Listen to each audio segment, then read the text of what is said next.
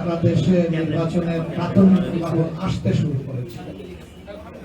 আমাদের ধারণা রাখা পর্যন্ত হয়তোবা এটা একটা শেপ নিতে পারে। এখনই অগ্রিম কিছু বলা আমাদের জন্য সমীচীন নয়।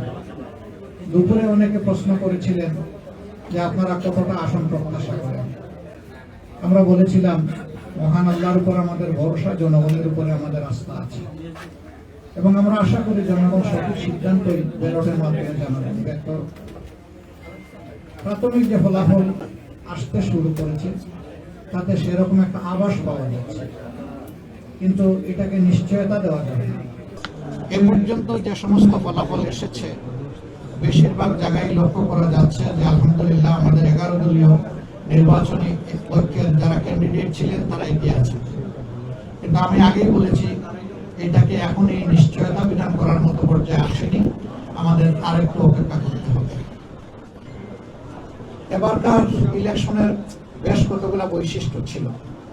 এর মাঝে একটা ছিল যে গত 3টি নির্বাচন পর পর আমরা ভোট দিতে পারিনি। বাইরে যারা ছিলেন তারাও পারেননি, আমরা যারা জেলে ছিলাম তাদের তো আর কোনো সুযোগই ছিল না।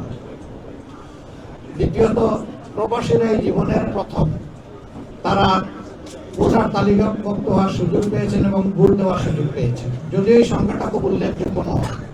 তারপরে আমরা আনন্দিত যে এই ধারাটা শুরু হয়েছে, আগামীতে এটা আরো এগিয়ে যাবে আমরা আশা করি। আমাদের প্রবাসীরা আমাদের জাতীয় জীবনে অতি গুরুত্বপূর্ণ অবদান রাখেন, কিন্তু তারা তাদের প্রাপ্যটা আমাদের কাছ থেকে পান না। আমরা চিন্তা করলাম যে এই প্রাপ্য আদায় করতে হলে কোন জিনিসটা তাদের বেশি দরকার। তখনই আমাদের মনে হলো যে ভোটের অধিকারটাই তাদের আদায় হওয়া উচিত। এই অধিকার প্রতিষ্ঠিত হলে বাকি অধিকারগুলা এর হাত ধরে চলে আসবে ইনশাআল্লাহ। তারা আমাদেরই সন্তান, আমাদেরই ভাই, আমাদেরকে তারা দিয়ে যাচ্ছে ভোট কলিজা উজাড় করে, কিন্তু আমরা যদি তাদের প্রতি সেই দায়িত্বটা আরো সুন্দরভাবে পালন করতে পারি তাহলে তাদের এই দেওয়া গতিটা আরো বাড়বে, উৎসাহ তাদের বাড়বে। আর তারা যদি দেখে শুধু দিচ্ছে কিন্তু সরকার, দেশ, জাতি তাদেরকে সেইভাবে সম্মানটুকু দিচ্ছে না, তাহলে যেটুকু আমরা তাদের কাছ থেকে বিভিন্নভাবে পাই সেটাও থাকবে না। আমি অবশ্য ব্যক্তিগতভাবে শুধুমাত্র ফিনান্সিয়াল রিমিটেন্স আমার পক্ষে না। আমি যেখানেই গিয়েছি বিদেশের মাটিতে আমাদের প্রবাসীদেরকে আমি আহ্বান জানিয়েছি যে ফিনান্সিয়াল রিমিটেন্সের পাশাপাশি আমাদের ইন্টেলেকচুয়াল রিমিটেন্স দরকার।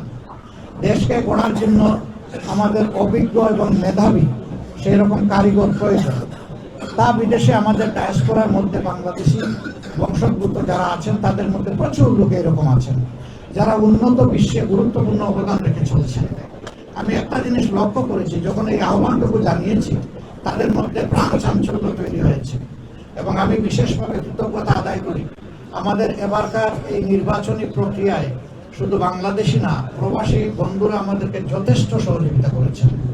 তারা আমাদের ইশতেহার রচনা, পলিসি ডায়ালগ থেকে শুরু করে পলিসি পেপার তৈরি করা প্রত্যেকটি খুঁটিনাটি বিষয়ে তারা গুরুত্বপূর্ণ অবদান রেখেছেন। আমি তাদের প্রতিও কৃতজ্ঞতা জানাচ্ছি এবং বিশেষভাবে কৃতজ্ঞতা জানাচ্ছি জুলাই আন্দোলনে যখন তারা ঘোষণা দিল যে এখন থেকে আর একটা টাকারও রেমিটেন্স বাংলাদেশে পাঠাবো না, স্টপ রেমিটেন্স, তখনই কিন্তু তৎকালীন সরকারের বেগ পড়ে উঠেছিল। এটুকু করে তারা বসে থাকতে পারতেন, এটাই যথেষ্ট ছিল, কিন্তু না, তারা বসে থাকেননি। বহু দেশে নিষেধাজ্ঞা উপেক্ষা করে, নিষেধাজ্ঞা ছিল সেটাকে অমান্য করে তারা রাস্তায় নেমেছেন, তারা আন্দোলন করেছেন, তারা মিছিল করেছেন, স্লোগান তুলেছেন স্বৈর শাসনের পতনের জন্য। যার কারণে শুধু ইউনাইটেড আরব এমিরাতসেই 237 জন মানুষকে বন্দী করে তাদেরকে শাস্তি দেওয়া হয়েছে। ক্রমান্বয়ে তারা মুক্তি পেয়েছেন দীর্ঘদিন পরে, কেউ কেউ জেলের ভিতরে মারাও গিয়েছে। এরকম তারা ইন্তেকাল করেছেন, আমি তাদেরকে আলাদাভাবে শ্রদ্ধার সাথে স্মরণ করছি এবং তাদের তামাম খেদমতকে, অবদানকে, ভূমিকাকে আমি আবারও স্বীকৃতি দিয়ে বলছি। আমি স্বীকৃতি না দিলেও তারা গর্বিত, দিলে আরো বেশি গর্বিত। এটা আমাদের দায়িত্ব তাদেরকে স্বীকৃতি দেওয়া। আমরা স্বীকৃতি শুধু দিয়ে বসে থাকবো না, ইনশাআল্লাহ তাদের স্থায়ী স্বীকৃতির জন্য কি করা যায় সেটা নিয়ে ভাববো।